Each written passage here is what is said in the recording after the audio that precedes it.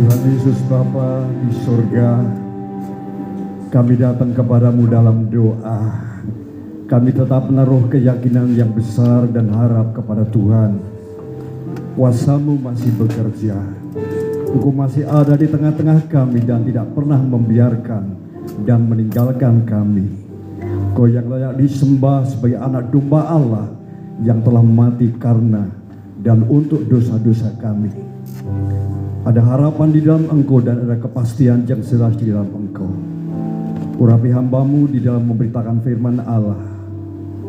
Sucikan hati kami Tuhan, dan urapi kami semua lebih dari waktu-waktu yang telah lewat. Pengurapan Tuhan itu kuat, yang olehnya kami akan tetap berfokus kepada Tuhan, dan kami ditolong untuk menjadi pelaku-pelaku firman Allah. Berfirmanlah, berbicaralah, tidak seorang pun yang terlewatkan. Kami sudah siap untuk mendengarnya. Sebelum kita masuk dalam pemberitaan firman Allah, kita undang anak-anak untuk kita doakan. Nanti Pak Gideon untuk berdoa. Tuhan, pakai tangan hamba-Mu, biarlah anak-anak ini Engkau jamah, Engkau berkati, berikan kepintaran. Pakai tangan hamba-Mu dalam nama Yesus. Engkau tahu kalau mereka ada kelemahan, kekurangan, dan membutuhkan kebutuhan secara khusus. Kami menyadari orang tua mereka tak akan pernah bisa menjawab. Hanya Yesus jawaban kebutuhan bagi anak-anak ini. Tuhan berkati, beri kesehatan, beri kepintaran, roh yang takut akan Engkau. Biarlah gereja ini, tempat ibadah, adalah tempat yang paling indah untuk bertemu dari masa kanak-kanak dan mendengar cerita tentang Yesus yang ajaib. Berkat-Mu atas mereka Tuhan, Engkau jamah. Terima kasih Tuhan, Engkau sudah memberkati setiap anak-anak-Mu dalam nama Yesus, dalam nama Yesus. Terima kasih Tuhan, terima kasih, terima kasih. Biar saudara kita bersyukur untuk anugerah Tuhan ini. Di dalam nama Tuhan Yesus, mari kita yang percaya, sama-sama katakan amin. Ya, puji Tuhan. Silakan duduk kembali. Shalom saudara sekalian. Puji Tuhan, hari ini kita masih diberikan kesempatan kepada Tuhan bisa beribadah dengan baik. Saya berharap kita tetap setia. Kita masih dalam penyertaan dan perkenanannya. Saya berharap kita hari-hari ini semakin giat, ya, semakin semangat untuk mengejar nilai-nilai kekal, nilai-nilai rohani. Capek kemarin, mulai besok tentu, ya, bahkan sampai hari Minggu kita masih lembur, masih bekerja. Tetapi hari ini kita gunakan dalam pemahaman kita mau mengejar nilai-nilai rohani, yaitu ibadah, kemudian supaya kita memiliki karakter seperti Kristus, ya. Dan saudara, dengan demikian kehidupan ibadah kita ini didasarkan kepada janji Tuhan. Kehidupan ibadah kita didasarkan bukan suka-suka kita, tetapi ibadah kita didasarkan kepada kebenaran firman Tuhan. Dan saya percaya bahwa ini ada sebuah kepastian untuk tetap berdiri kokoh di dalam anugerahnya. Kuat lemahnya saudara ini ditunjukkan, dibuktikan dalam ibadah saudara. Kalau ibadah sudah kuat, doa sudah kuat, pelayanan sudah kuat, nah hidup kita pasti gitu kuat. Tapi kalau ibadah kita lemah, loyo, ini membuktikan bahwa kita kehilangan semangat dan gairah. Nah saudara, saya singgung tentang kepastian. Oleh sebab itu hari ini pelayanan firman Tuhan, kita akan berbagi kebenaran tentang kepastian. Kepastian. Nah pesan yang sangat penting ini kita akan ambil dari Injil Lukas pasal 1 ayat 1 sampai dengan ayat yang keempat. Mari kita sambut, kita dengar baik-baik, kita camkan baik-baik, ya, dari bagian ayat-ayat ini. Bahkan seluruh kitab Injil Lukas kita akan temukan yang namanya kepastian. Mari kita berdiri dan saya akan bacakan bagi kita sekalian firman Tuhan ini. Inilah firman Tuhan. Theophilus yang mulia, banyak orang telah berusaha menyusun suatu berita tentang peristiwa-peristiwa yang telah terjadi di antara kita, seperti yang disampaikan kepada kita oleh mereka yang dari semula adalah saksi mata dan pelayan firman. Karena itu, setelah aku menyelidiki segala peristiwa itu dengan seksama dari asal mulanya, aku mengambil keputusan untuk membukukannya dengan teratur bagimu, supaya sebuah tujuan. Engkau dapat mengetahui bahwa segala sesuatu yang diajarkan kepadamu sungguh benar. segala sesuatu yang diajarkan kepada kita sungguh benar. Silakan dulu sekalian, Injil Lukas di dalam Alkitab kita adalah Injil yang ketiga. Dan Injil ini ditulis oleh Lukas, ditujukan kepada seorang yang bernama Theophilus. Kata Theophilus artinya sahabat Allah. Ya, the friends of God, sahabat Allah. Dari namanya bahwa orang ini bukan orang Yahudi tetapi orang Romawi. Kalau dia disapa dengan nama yang mulia, paling tidak adalah bangsawan. Dia mempunyai kedudukan yang terhormat di tengah-tengah pemerintahan yang ada saat itu di dalam kekaisaran Romawi. Nah saudara, Injil ini telah dibukukan secara teratur oleh seorang yang bernama Lukas. Ada Injil Matius, Markus, Yohanes dan lain-lain. Dan saya percaya Lukas ini telah membaca. Bahkan bukan saja membaca, dia sebagai saksi mata. Itu sebab dia katakan, aku dengar, aku yakini, dan aku mau. Itu suatu kesempatan yang luar biasa. Aku perhatikan, aku selidiki, ya, Injil, Alkitab itu aku pelajari. Aku meluangkan banyak waktu, dan setelah aku tahu dan aku mengambil kesimpulan, maka aku bukukan. Dan buku itu namanya adalah Injil Lukas. Saudara, yang dibukukan, yang diceritakan, yang ditulis oleh Lukas adalah kesempatan untuk melihat kebenaran firman Allah. Maka dikatakan Injil Lukas adalah Injil pencari Allah, the seeker of God.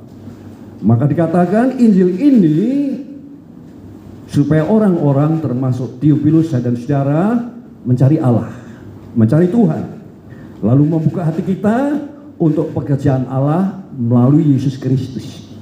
Sekali lagi, pekerjaan Allah melalui Yesus Kristus. Sekali lagi saya ulangi, Injil Lukas adalah Injil pencari Allah. Saudara, itu sebabnya kalau kita mencari Allah, ya, Alkitablah tempatnya. Seorang yang bernama Yeremia mengatakan Alkitab itu firman Allah dari Kejadian sampai Wahyu seperti palungan. Kisah palungan dalam kisah Natal adalah di mana bayi Kristus dibaringkan dan ditemukan. Kalau kita mau menemukan Allah dalam Yesus Kristus harus lewat Alkitab. Nah saudara, siapa itu Lukas? Sehingga orang ini bisa dipakai Tuhan, ya, buat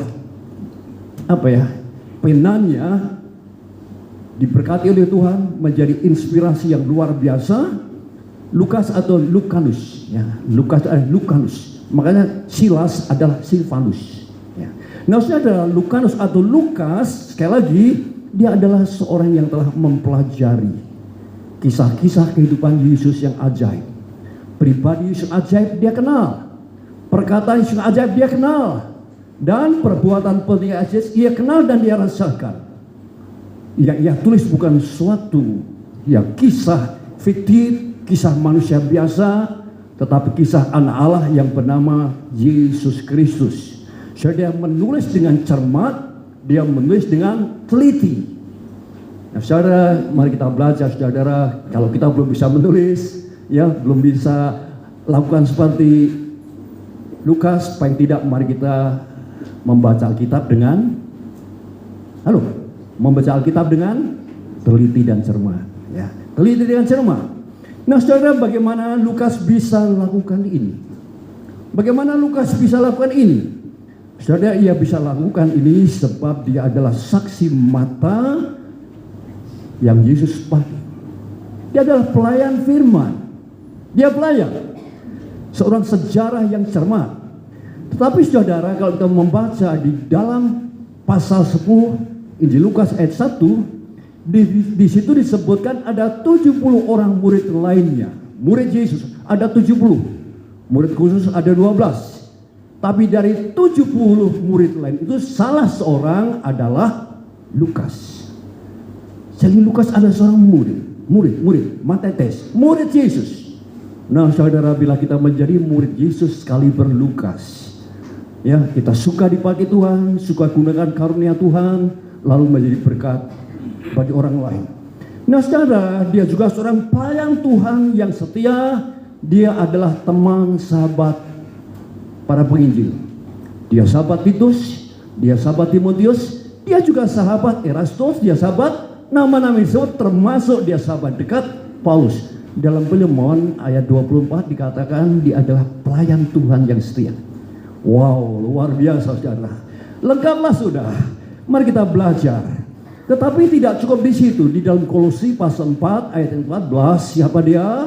Dia seorang mantan sekolah ketabiban, seorang dokter dari kota Filipi. Dia telah menyandang gelar tabib atau dokter. Wow. Saudara, kita bersyukur ada orang-orang yang cerdas, ada orang-orang yang mendedikasikan hidupnya kepada Tuhan. Lebih daripada itu, ya, bab Lukas adalah peltu. Apa itu peltu? Pelayan Tuhan yang dipakai Tuhan yang luar biasa.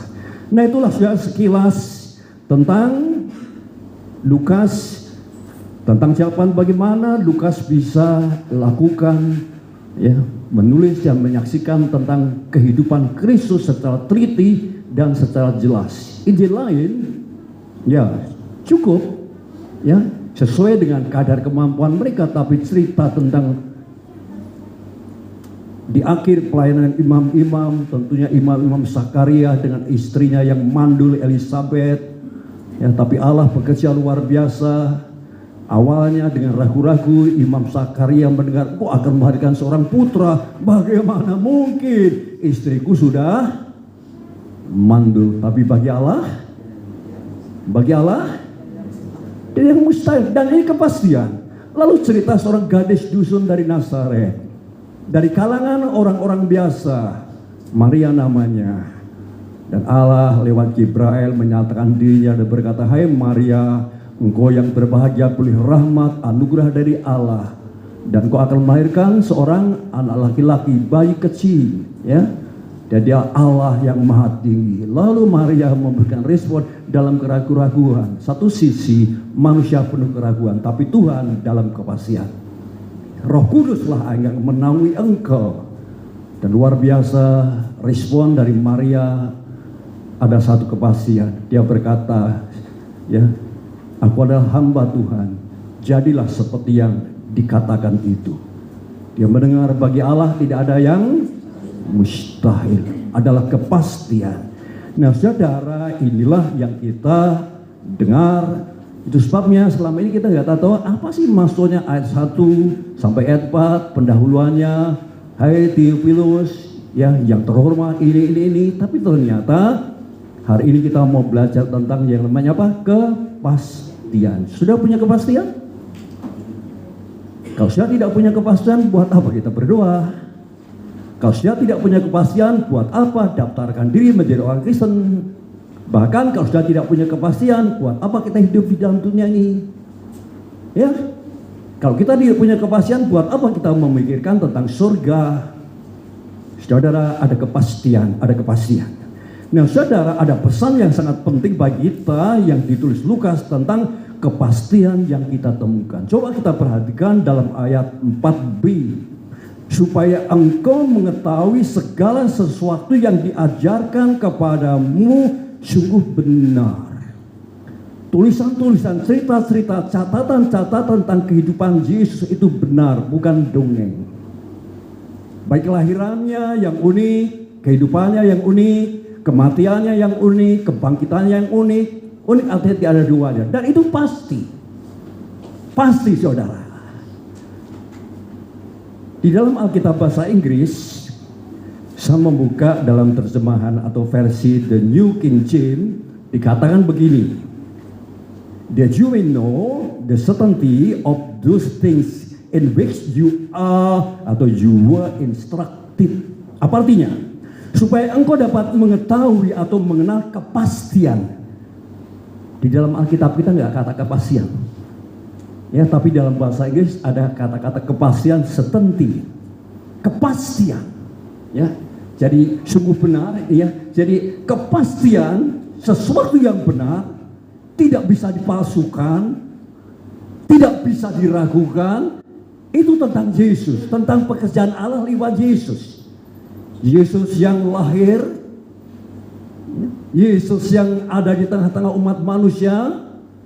Kita tahu semua cerita tentang Yesus. Saya ulangi, pribadinya ajaib, perkataannya ajaib, dan perbuatannya ajaib. Dan ini satu kepastian. Untuk itulah kepada Theophilus, itulah Yesus. Kau temukan kepastian. Nah saudara, ada kata di dalam bahasa aslinya, yaitu kata aspalian. Aspalian. Kata aspalian artinya kepastian, certainty. Kepastian adalah sesuatu yang tidak dapat diragukan. Kepastian adalah sesuatu ya yang betul-betul sip, aman. Makanya ada kata safety, aman. Kemudian steady, teguh, lockdown, tertutup secara rapi. Artinya apa? Yang ditulis ini bukan barang murahan. Nggak bisa dipalsukan loh, nggak bisa dipalsukan. Buku-buku lain bisa dipalsukan. Agama lain juga meragukan, oh itu Injil orang Kristen palsu. Sah-sah aja. Tapi kalau sudah katakan buku mereka palsu, marah nggak? Ya, maka jangan katakan palsu, itulah buku. Tapi saya percaya saudara, mari kita ambil kata-kata kepastian. Ya, aspalian. Nah saudara, aspalian artinya sungguh benar sebagai anutan. Sebagai anutan. Ajaran Yesus sungguh benar. Perbuatan Yesus ada benar. Ya dan amin. Saudara, mari kita jangan ragukan. Percayalah kepada Tuhan Yesus, maka kita akan beroleh keselamatan. Nah saudara, Lukas membuat lebih jelas, solid, realita yang penting yang diajarkan tentang pekerjaan Allah dalam Yesus. Coba luar biasa kalau kita membaca Injil Lukas. Untuk apa sih datang ke dalam dunia? Lukas pasal 19 ayat 10, ketika berjumpa dengan Zakius, yang seorang ahli ekonom, ahli perpajakan, lalu diselamatkan karena mencari Yesus. Dia berkata, aku anak manusia datang ke dalam dunia untuk mencari dan menyelamatkan orang yang terhilang. Ini sebuah kepastian. Nah saudara, kepastian adalah keyakinan yang terkunci rapat. Kita punya keyakinan, saudara. Sudah yakin? Kalau dikatakan, akulah jalan, hidup, dan kebenaran, tidak seorang pun sampai kepada Bapa, saya yakin. Saya yakin enggak? 2-3 orang berkumpul seperti hari ini, dia ada di tengah-tengah kita. Saya yakin. Ketahuilah, aku menyertai engkau, kata Yesus sebelum naik ke surga. Aku hadir selalu dengan kesetiaanku sampai kesudahan Allah. Ini kepastian. Kita hidup dalam kepastian. Imanmu dalam kepastian. Kekristenanmu dalam kepastian. Nah saudara, kepastian seperti apa? Saya akan katakan ada 3 hal kepastian. Yang pertama-tama adalah kepastian tentang Allah. Kepastian tentang Allah. Nanti saya membaca di dalam pasal ini, lalu diceritakan tentang seorang imam dengan keluarga yang hidup di hadapan Allah. Allah berkuasa, Allah menyatakan rahmat, Allah menyatakan dirinya kepada seorang imam. Awalnya ragu-ragu, mana mungkin Tuhan Allah. Ya memang kadang-kadang keagamaan tidak bisa memberi kepastian, masih ragu-ragu. Bagaimana mungkin Tuhan, istriku sudah tua dan mandul. Tapi Tuhan berkata, engkau tidak percaya maka engkau bisu. Hati-hati kalau kita nggak percaya sama Tuhan, kita bisa bisu, ada masalah. Tapi puji Tuhan, imam ini saudara percaya kepada Tuhan. Dan ketika putranya lahir, dan sebelum putranya lahir pun dia mulai memuji Allah. Artinya apa? Dia menemukan Allah secara pribadi. Lalu seorang gadis yang bernama siapa tadi? Maria. Mana mungkin dia belum bersuami secara sah. Tapi kalau itu adalah rencana Allah, misi Allah. Kedatangan Mesias yang didengung-dengungkan pada masa perjanjian lama. Maka dikatakan oleh Gabriel, bagi Allah tidak ada yang mustahil. Lagi-lagi tentang Allah yang tidak ada mustahil. Dan apa yang terjadi saudara, darah ini, Maria ini melahirkan seorang putra. Artinya apa? Dari kitab suci, bahkan secara khusus, secara spesifik, Lukas memberikan petunjuk kepada saya dan saudara, pastikan ada Allah dalam kehidupanmu. Haleluya, pastikan tentang Allah, bukan tentang manusia.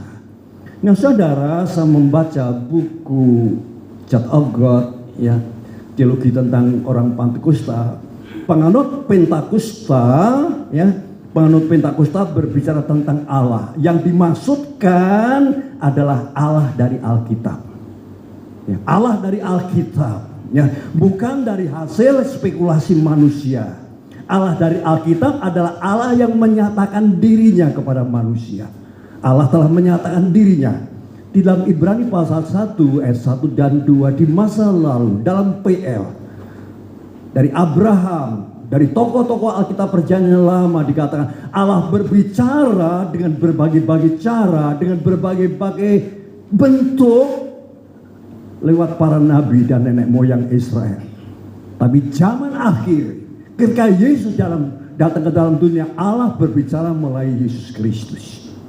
Artinya apa? Yesus adalah penopang kehidupan kita.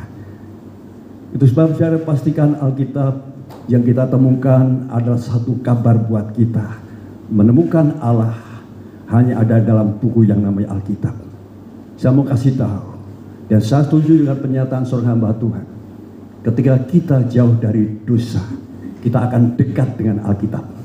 Tetapi kalau kita dekat dengan dosa, maka kita akan jauh dari Alkitab. Nah, secara luar biasa, ya, Allah telah menyatakan dirinya kepada orang-orang. Bahkan sudah tahu ada seorang yang bernama Simeon, bertahun-tahun mengharapkan akan pengharapan Mesias dalam PL, tapi Roh Kudus berbicara. Ya, Zakaria juga berbicara menyanyi karena Roh Kudus. Dikatakan kau tidak akan pernah mati sebelum anak itu lahir, putra Maria itu lahir. Sekali lagi saudara, Allah menyatakan diri. Artinya apa? Allah bertemu secara pribadi, Allah berkenan berbicara. Saya percaya saudara, lewat Alkitab Allah berkenan kita mendengar dan kita meyakini Yesus adalah anak Allah yang hidup. Yesus adalah juru selamat kita. Yesus yang kita butuhkan. Kalau mau terus terang, sebetulnya Lukas berkata kepada Theophilus, engkau butuh Yesus, Allah yang benar itu. Nah saudara kasih Tuhan, dengan menerima firman Allah yang dikerjakan Roh Kudus, maka kita ini akan mengenal Allah yang benar. Banyak orang tidak mengenal Allah yang benar, kepada Allah yang tidak dikenal. Itu adalah peristiwa ketika Paulus berada di kota Athena. Itu siapa Allah? Susah didefinisikan. Tapi memang semestinya seperti itu. Susah kok Allah itu untuk didefinisikan secara nalar pemahaman manusia. Tetapi lewat kebenaran firman Allah saudara, ketika kita menerima Alkitab, ketika kita membaca Alkitab, kita bertemu Yesus pribadi. Di dalam 1 Tesalonika pasal 1 ayat 5 sampai 9, di situ diceritakan jemaat Tesalonika menyambut pemberitaan Injil yang disampaikan oleh tim Paulus. Dikatakan mereka menerima firman Allah, ya, dengan tidak ragu-ragu, dan Paulus memberitakan Injil dengan penuh kepastian, bukan spekulasi, bukan janji-janji, tetapi satu kepastian Yesus yang luar biasa. Nanti saya baca di rumah, ya, di dalam 1 Tesalonika pasal 1 ayat 5 sampai 9 dikatakan mereka menerima firman Allah yang dikerjakan oleh Yesus Kristus dan mereka berubah. Dan 9 dikatakan, dan sejak itu mereka meninggalkan penyembahan berhala. Ada Allah yang keliru, ada ilah yang salah. Tapi lewat firman Allah, maka betul kata penganut Pentakosta, bicara Allah adalah Allah yang ada dalam Alkitab. Dan saya coba kita baca ayat yang ke-9. Ya, ayat ke-9.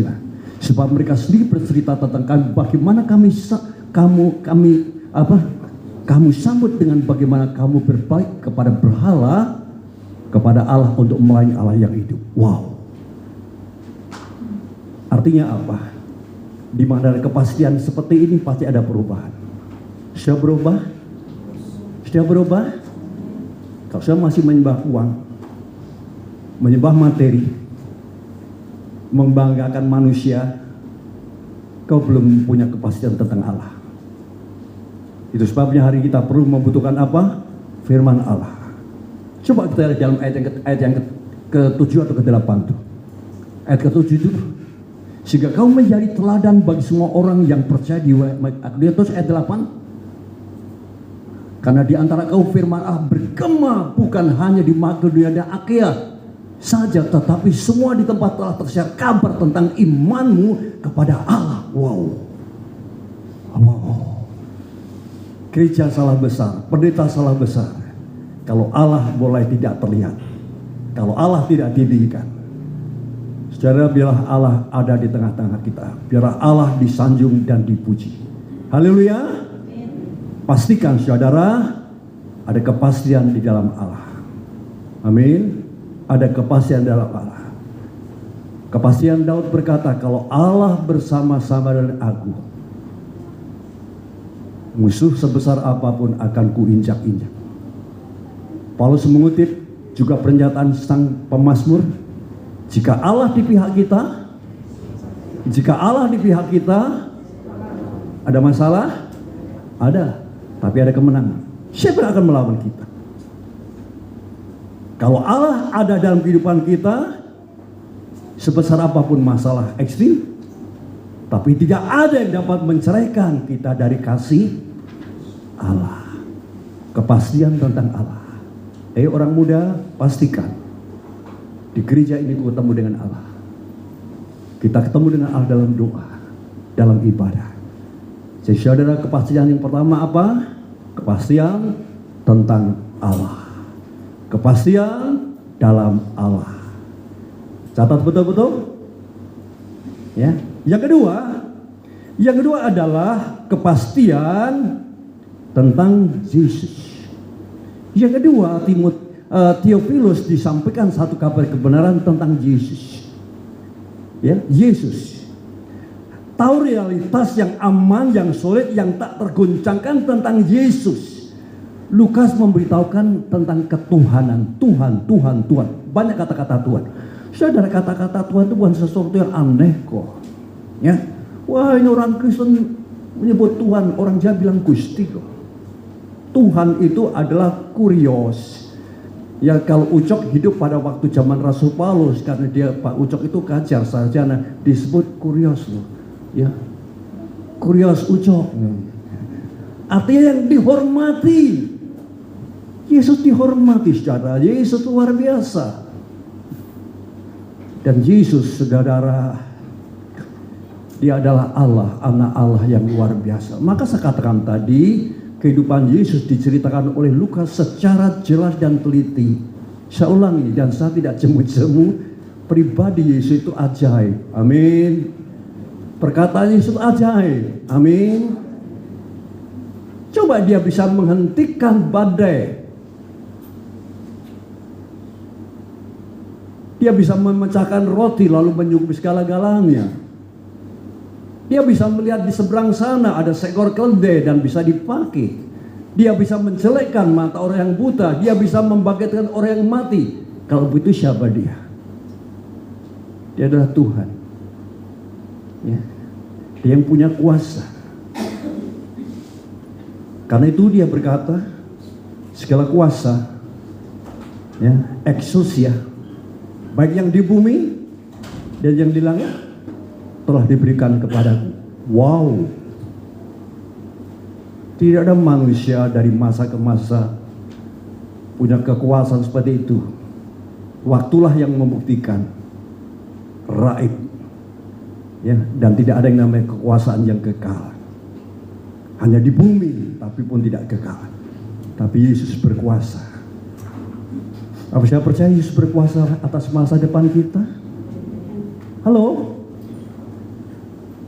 Yesus berkuasa. Saudara, itu kan betapa penting kepastian tentang Yesus. Banyak orang Kristen tidak memiliki kepastian tentang Yesus. Tidak bertumbuh dalam pengenalan. Kita semua mengenal, saudara. mengenal. Bertumbuhlah dalam pengenalan tentang juru selamat. Tak kenal maka tak sayang. Mengenal Yesus. Gereja harus saatnya mengenal. Jangan hanya mengenal YouTuber. Jangan mengenal ya orang-orang yang membuat sudah bingung. Tapi kenalilah Yesus secara pribadi. Saudara, orang Nazaret di mana Yesus dibesarkan, orang tua Yesus, Maria, Yusuf adalah warga Nazaret. Suatu ketika Yesus hadir di sana dan dia melayani. Dan ketika Yesus mengajarkan pengajaran, penduduk itu mereka kagum. Wah, luar biasa, ada mujizat. Sekali lagi memang perkataannya ajaib. Hidupnya ajaib, perbuatan yang ajaib. Bagaimana ia bisa lakukan itu? Ada apa dengan orang Nazaret? Rupanya dia meragukan. Dia kan anak tukang kayu. Dia anak Yusuf. Saudaranya ada seringkali sama-sama kita. Dan dari sini dikatakan orang-orang Nazaret menjadi kecewa dan menolak Yesus. Menolak.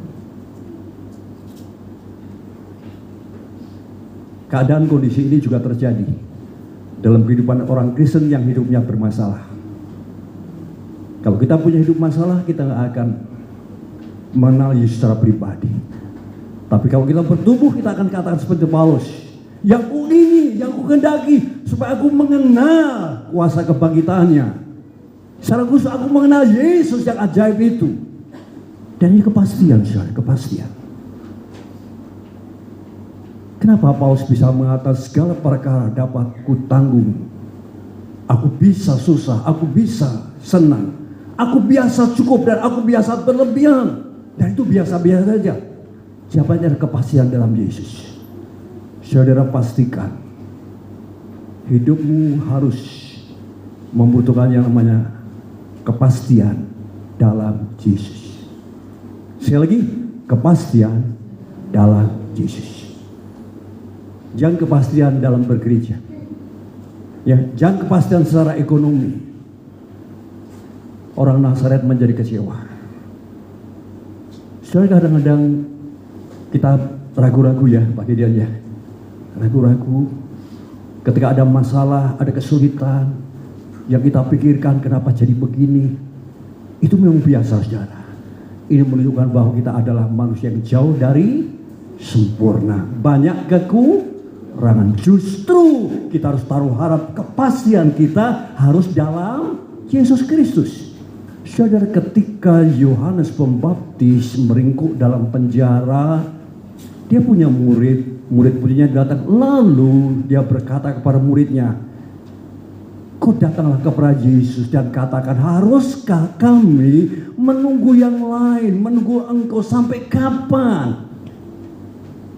Cerita ini mengingatkan saudara, siapapun manusia bisa timbul yang namanya keraguan-raguan. Betul? Siapa yang gak pernah ragu-ragu?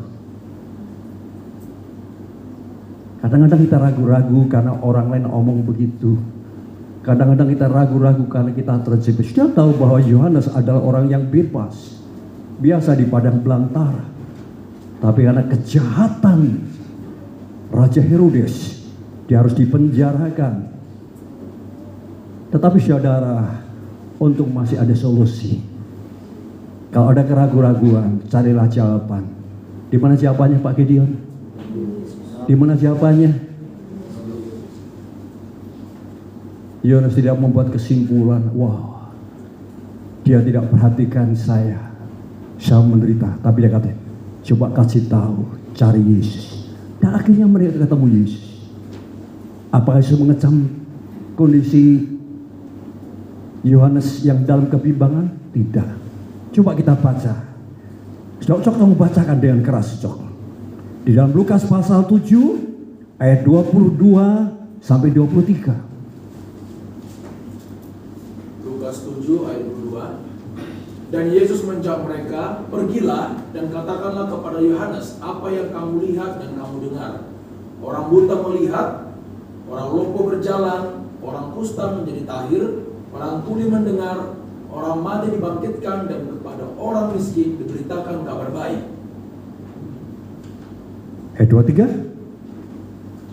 Dan berbahagialah orang yang tidak menjadi kecewa dan menolak aku. Amin. Katakan, terkadang kita merasa, ada nyanyian tuh guys, terkadang ku tak ada jalan. Sama enggak kondisi kita dengan Yohanes Pembaptis? Hah? Tapi untuk masih ada Yesus. Cari tahu dan beritakan kepada Yesus, sebab Yesus adalah kepas. Dia berkata, kasih tahu kepada Yohanes, yang kulakukan, yang buta melihat, yang lumpuh berjalan, yang mati dibangkitkan, yang dalam kemiskinan diperkaya. Kalau begitu siapa Yesus? Katakan, dia yang punya kesehatan. Amin. Siapa Yesus? Dialah yang punya berkat. Dia yang punya kesembuhan. Haleluya. Kalau yang mati dibangkitkan, siapa dia? Dia yang punya kehidupan. Percaya? Dia yang punya surga. Dia yang punya Bapa. Hanya Nabi Yesaya yang menyebut Bapa. Tapi Yesus dalam pelayanannya, dia berdoa kepada Bapanya dan mengajar doa tentang Bapanya. Dan ketika dia mati di kayu salib, dia berkata, Bapa, ampuni dosa mereka, sebab mereka tidak tahu apa yang Bapa, kuserahkan nyawaku. Yesus, dia Allah, Tuhan, dia ada Allah. Ketidakpastian juga pernah melanda yang namanya Thomas. Aku gak akan pernah percaya. Hilanglah kepastian. Sebelum aku cucukkan tanganku dan melihat sendiri. Rasul yang penting dan digunakan supaya kita tidak bodoh. Tapi iman harus mengatasi rasio yang seringkali menyempit. Dan dia hadir di tengah-tengah para murid yang saat itu sedang mengharapkan Yesus. Dan ada Shalom. Dan Tuhan berkata kepada Thomas, Thomas, cucukkan dan ulurkan jarimu. Dia malu. Dari mulut, dari hati yang sudah dia disadarkan, dijamah oleh kuasa firman-Nya, dia berkata, ya Tuhan dan Allahku. Kepastian dalam Yesus. Kalau demikian, siapa itu Yesus? Ketika sakit,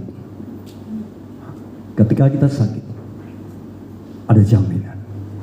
Ketika kita dalam kedukaan, ada penghiburan.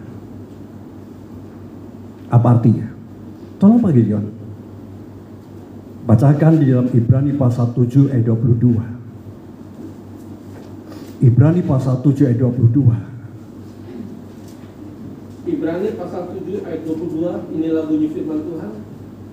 Demikian pula Yesus adalah jaminan dari suatu perjanjian yang lebih kuat. Bangsa Israel membutuhkan imam dan keagamaan.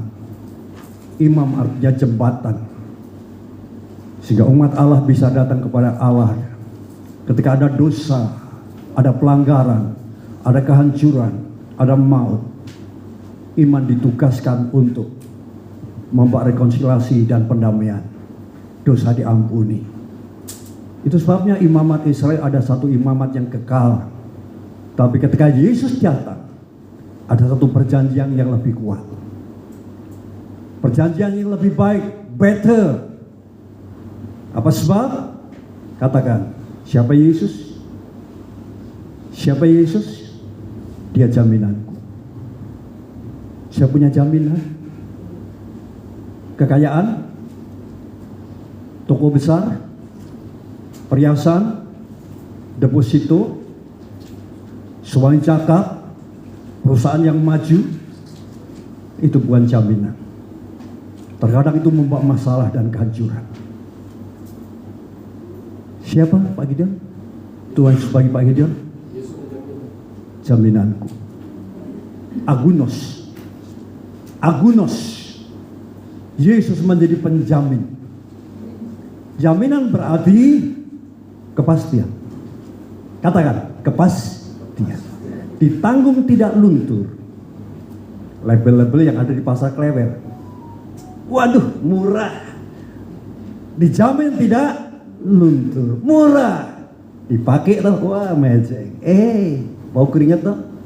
Ketumpahan Fanta dan kena sambal goreng. Dicuci. Lihat apa yang terjadi Bu Dewi? Luntur. Persoalannya apa? Luntur, tidak ditanggung. Nah itu. Ditanggung tidak luntur, kalau di dalam bahasa Arab dibalik dari belakang. Luntur tidak ditanggung. Nah itu manusia. Sudah ada jaminan. Satu kali kelak kita dituntut untuk mati. Pasti nggak? Pasti nggak? Pasti. Tapi kepastian kita dalam Yesus. Dia adalah jaminan. Dia adalah jaminan, saudara.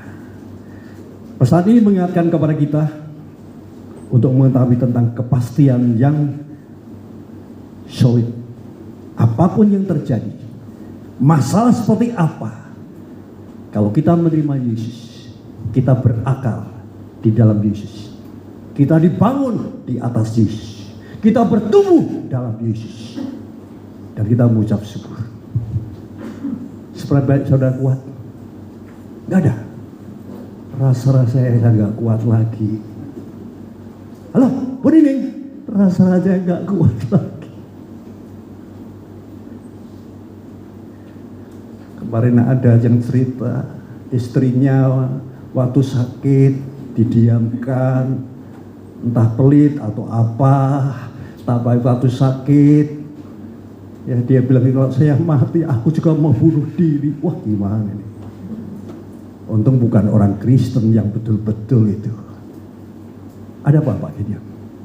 Istrinya anggota gereja kami ya, Ibu Dewi namanya. Tapi suaminya kecewa. Dianggap semua pendeta jahat. Makanya pernah jangan datang ke rumah saya. Ya, Bu Esther begitu ya. Omong begitu. Dia omong sama Ibu Vivi, ya, Ibu Vivi, kalau sampai mati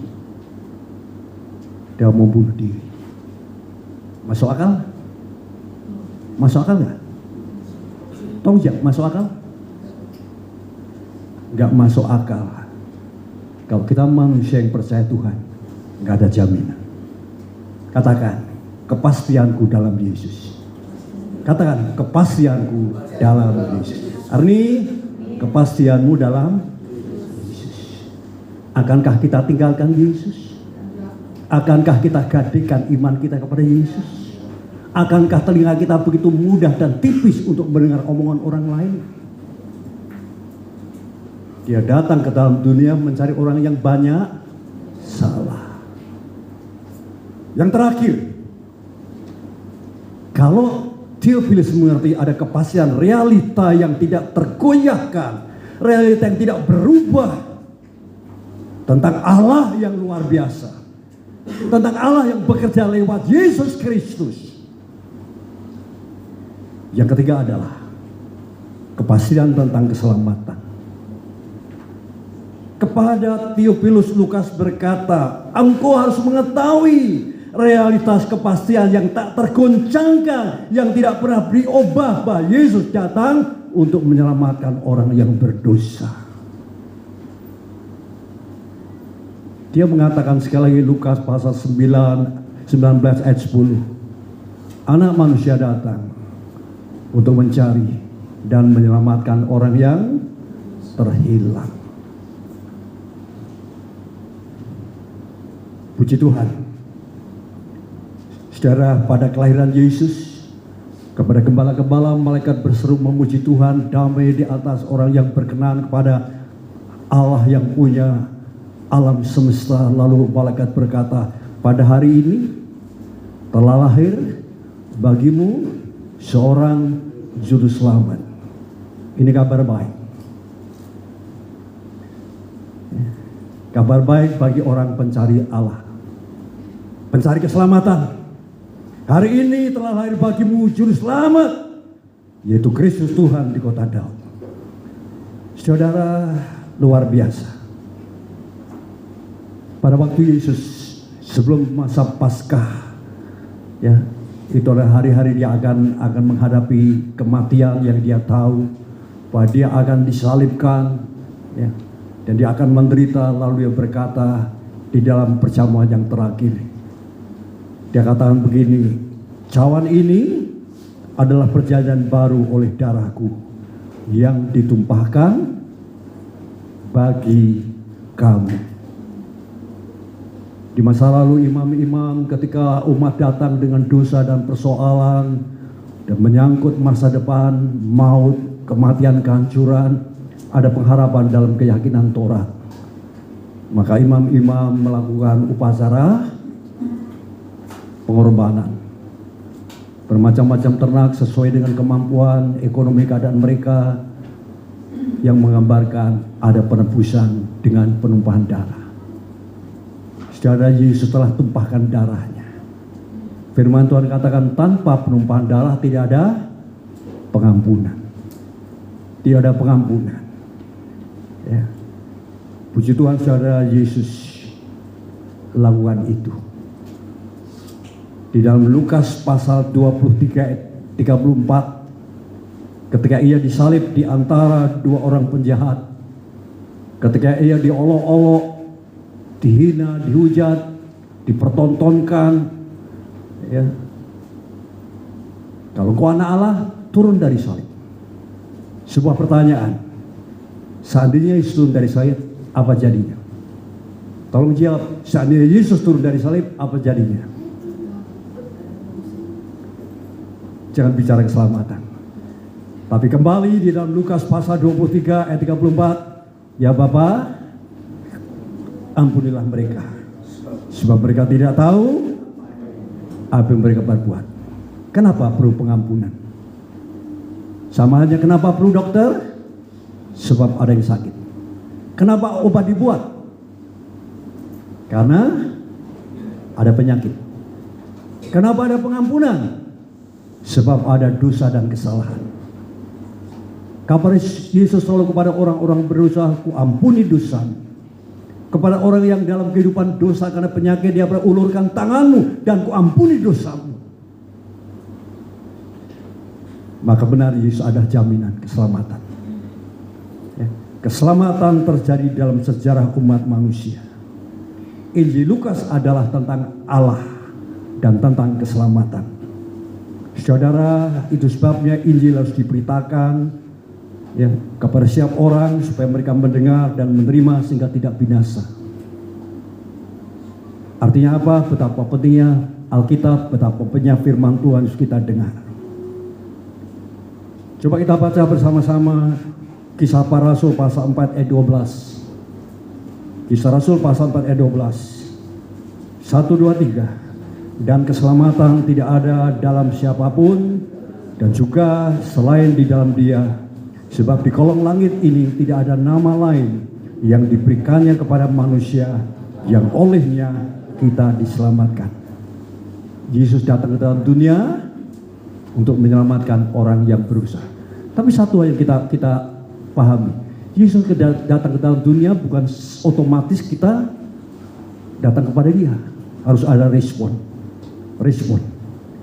Saya percaya saudara, respon kita adalah ketika kita percaya, kita mendengar firman Tuhan. Kalau kita meyakini, iman timbul dari pendengaran. Ya, pendengaran tentang firman Allah. Artinya apa? Kita ini memerlukan firman Allah. Kita memerlukan khotbah-khotbah yang membawa kita semakin menemukan kepastian tentang Allah, tentang Yesus, dan tentang keselamatan. Nah saudara, betapa pentingnya kita menjadi orang Kristen yang aktif dengan Alkitab kita. Bacalah Alkitab. PR buat saudara nanti baca di rumah. Kisah Rasul pasal 17 ayat 1. Di situ ada orang Yahudi dari Berea. ada satu perbandingan tentang hati yang baik. Dikatakan orang Yahudi di Tesalonika hatinya jahat, tetapi hati orang Kristen orang Yahudi di Berea hatinya lebih baik.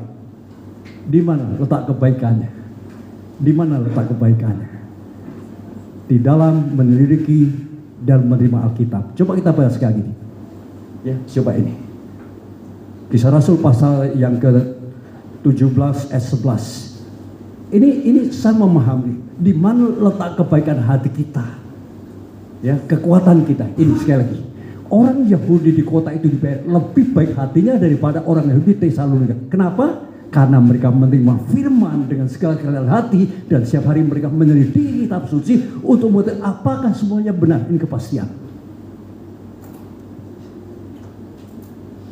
Apa saudara orang Kristen yang setia dengan Alkitab?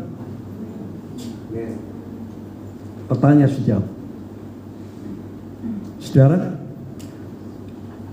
Alkitab atau firman Allah itu menuntun kita kepada keselamatan, kepada iman dalam Yesus Kristus. Jadi pagi hari ini saudara, ya, kita harus menghormati firman Tuhan sebagaimana mestinya. Kita perlu memiliki pondasi yang pasti untuk membangun hidup kita di atas kebenaran yang tidak tergoyahkan dari firman. Saya ulangi, kita harus memiliki pondasi yang pasti untuk membangun kehidupan kita di atas kebenaran yang tidak tergoyahkan. Jadi kalau saudara tidak setia dengan Alkitab, tidak mengenal Alkitab, ya jangan heran kita ada orang Kristen yang tidak punya kepastian. Kiranya hari ini saudara, mari kita bersama-sama, ya, ada kepastian dalam Tuhan. Ya, ada kepastian dalam Tuhan, dan kalau kepastian itu ada, pasti ada topangan dari Tuhan. Sebaik-baik percaya akan topangan dari Tuhan. Mari kita berdiri, kita membaca satu ayat, ya, di dalam Yudas pasal 20 sampai 21. Di sini bagaimana kita temukan kepastian? Sudah, Yudas pasal 20 pasal 1 nih, ayat 20 sampai 21. 1, 2, 3. Akan tetapi kamu saudara-saudaraku yang kekasih,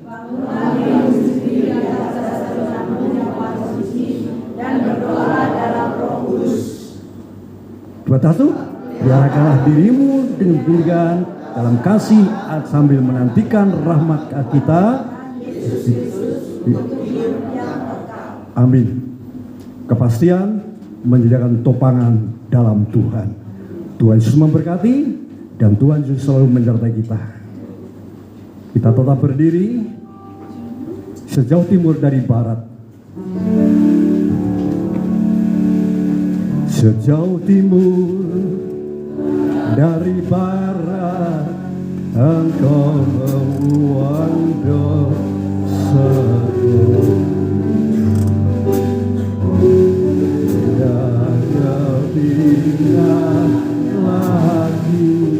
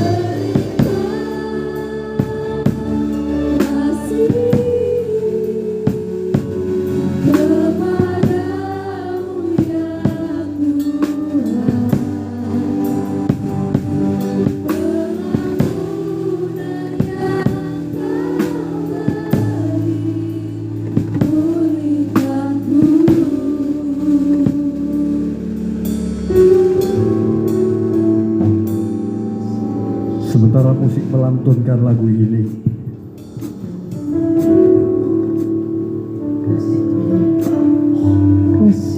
menempatkan kepastian-Mu di dalam Allah yang telah bekerja lewat karya Kristus di kayu salib. Keselamatan, kepastian yang Tuhan berikan bagi kita lewat Yesus Kristus, anak domba Allah. Kepastian ini akan pernah berubah dan dia akan pernah tergantikan.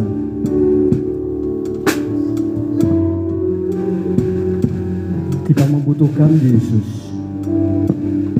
Kita membutuhkan pengampunannya. Kita membutuhkan keselamatan yang telah Ia sediakan bagi kita. Berbahagialah orang yang diampuni dosanya. Berbahagialah orang yang diampuni pelanggarannya.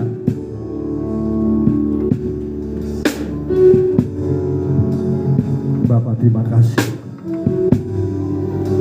Kami siap mendengarkan dan menyimpulkan firman-Mu. Bila kami boleh berakar di dalam Engkau, dibangun di atas Engkau Tuhan, dan kami tetap kuat di dalam Engkau. Saya undang rekan-rekan pelayan perjamuan kudus untuk maju ke depan. Betapa besar kasih.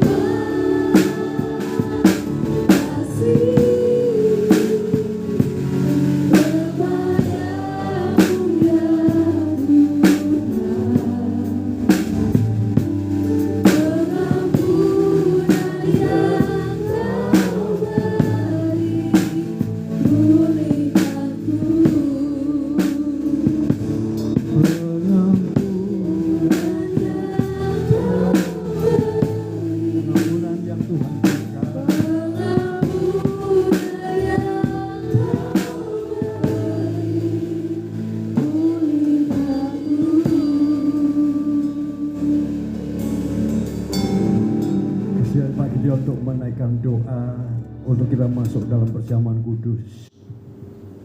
Kami bersyukur dan berterima kasih pada saat itu Tuhan, di mana kami telah mengenal akan firman Tuhan. Kami tahu firman Tuhan akan meneguhkan dan menguatkan kami, dan kami bersyukur pada saat ini Tuhan. Sejatinya pada saat ini kami memandang perjamuan kudus ini sebagai pengampunan dosa, sebagai jalan keselamatan menuju kerajaan surga. Dan firman-Mu mengatakan, barang siapa makan roti ini